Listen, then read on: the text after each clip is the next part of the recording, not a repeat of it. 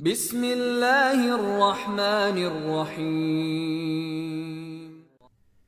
الحمد لله رب العالمين والصلاة والسلام على محمد وعلى أهله وأصحابه أجمعين. Assalamu alaikum wa rahmatullahi wa barakatuh. Many people are confused about the issue of concubines in Islam. Some people claim that Islam allows men to kidnap, enslave, and rape women, and this claim seems to find justification in the behavior of militant groups who do these very things. This is far from the truth, so I am going to explain this issue as concisely as I can, and you can read a more detailed response in my article linked below. We should understand that Islam encourages the freeing of slaves, that concubinage was a form of marriage in early Muslim society, that rape of female slaves has always been a crime in Islamic law, and that Muslim societies today have abolished slavery and concubinage by consensus according to established principles in Islamic law. In early Muslim societies, concubines were female slaves who were acquired as the unfortunate consequence of war.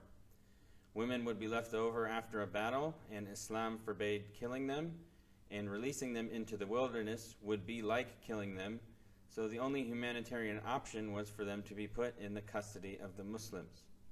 Islam intended to raise their status and integrate them into Muslim society, and one of the ways to do this was through marriage.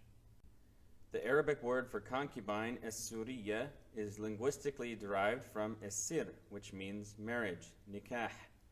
You will find this mentioned in classical Arabic dictionaries such as Lisan al-Arab and Taj al-Arus.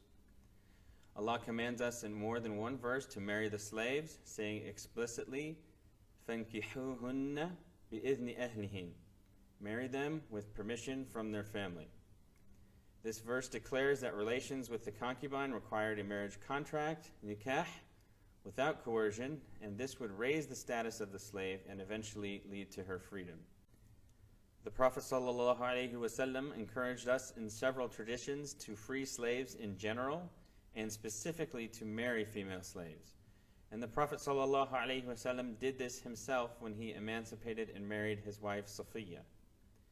In fact, Al-Bukhari has a chapter in his book of marriage entitled Taking a Concubine, Itikhad Sarari, in which the first tradition he narrates is the Prophet's instruction to free, educate, and marry female slaves.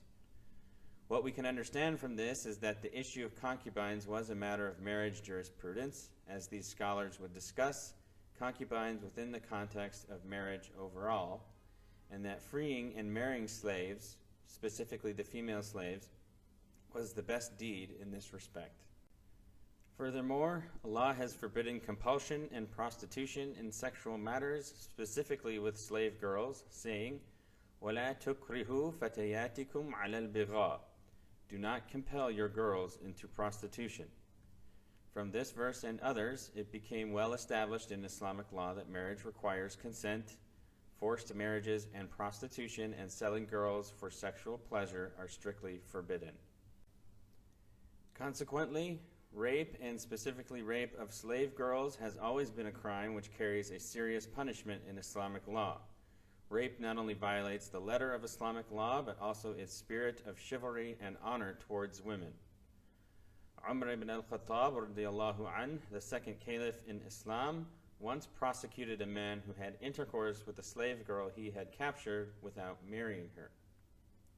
Moreover, Imam Shafi'i, rahimahullah, who founded one of the canonical schools of Sunni Islamic law, said, وَإِذَا اغْتَصَبَ رَجُلُ الْجَارِيَةِ ثُمَّ وَطِئَهَا بَعْدَ الْغَصْبِ وَهُوَ مِنْ غَيْرِ أَهْلِ الْجَهَالَةِ أَخِذَتْ مِنْهُ الْجَارِيَةِ وَالْعُقْرُ وَأَقِيمَ عَلَيْهِ حَدُّ الزِّنَا.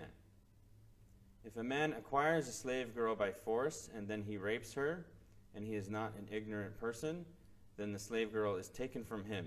He must pay the fine, and the legal punishment for adultery will be applied to him.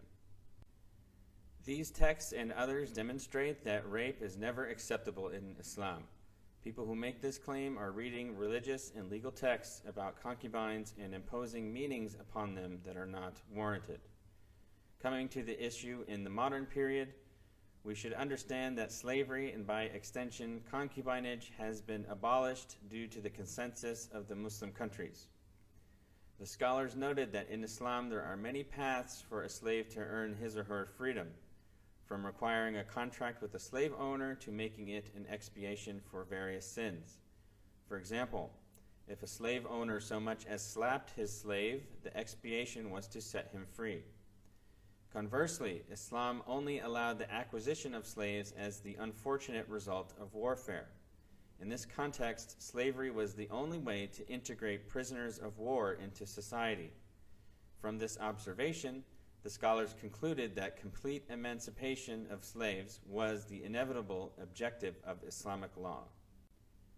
Today, all major Muslim countries have outlawed slavery and by extension concubinage, which forms an authoritative consensus binding upon the citizens of these countries and the Muslims at large.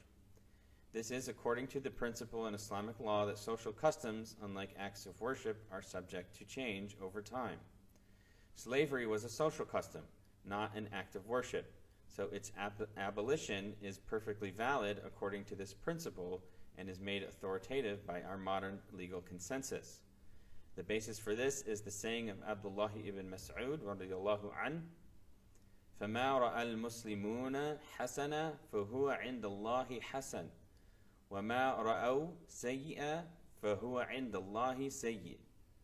Whatever the Muslims view as good is good in the sight of Allah, and whatever they view as evil is evil in the sight of Allah. From this statement was derived the principle in the law school of Imam Shafi'i and others that customs are a basis of judgment and a source of law. Therefore, the vast majority of Muslims today have agreed upon the good of abolishing the social custom of slavery and by extension concubinage, and this makes the matter good in the view of Allah. أقول قولي هذا أستغفر الله وأتوب إليه والله أعلم. والسلام عليكم ورحمة الله وبركاته.